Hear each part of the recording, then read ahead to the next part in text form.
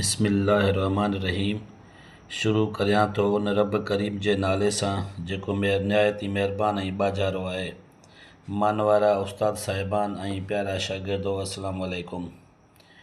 अॼु मां तव्हां जे अॻियां सिंधी सकाफ़त बाबति कुझु अहम ॻाल्हियूं पेश करणु चाहियां थो, जेका न सिर्फ़ु सिंध जी पर पाकिस्तान जी ख़ूबसूरत ऐं रंगीन सकाफ़तनि मां हिकु आहे। दोस्तो, सिंधी सकाफ़त रुॻो टोपी ऐं अजरक जो नालो न आहे, पर उहा हज़ारे वरियनि जी तहज़ीब, मुहबत, महिमान नवाज़ी, सुहिणी ॿोली ऐं अमन पसंदी जो पैगाम आहे। सिंधू माथिरी जी तहज़ीब खां वठी सूफ़ी बुज़ुर्गनि ताईं सिंधी सकाफ़त हमेशह बर्दाश्त, मुहबत ऐं भाईचारे जो दर्सु ॾिनो आहे।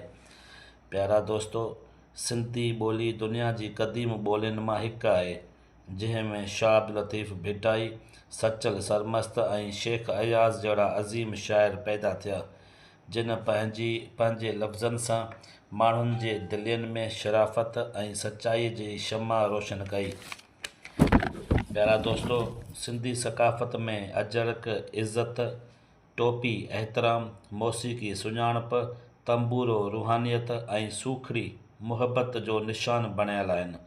सिंधी सकाफ़त जो ॾियारो मल्हाइण जो मक़सदु उहो आहे त जीअं असीं पंहिंजे ईंदड़ नसुल खे पंहिंजी सुञाणप सां जोड़ियूं।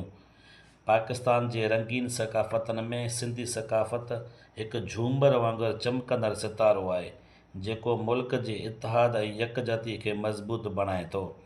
असां सभिनी ते ज़िम्मेवारी आहे त असां पंहिंजी सकाफ़त खे ज़िंदा रखूं, उन खे फ़ख़्र सां अपनायूं ऐं दुनिया खे ॾेखारियूं त सिंधी हुअणु हिकु सुञाणप बि आहे ऐं हिकु एज़ाज़ बि आहे। आख़िर में मां हीउ शेर चई पंहिंजी जाइ वठंदुसि। ही धरती, ही ॿोली, ही अजरक जा नक्श पुराणा। ही धरती, ही ॿोली, ही अजरक जा नक्श पुराणा। ही मुहबत जा मारू ॿोल, मुंहिंजे सुञाणप जा ख़ज़ाना।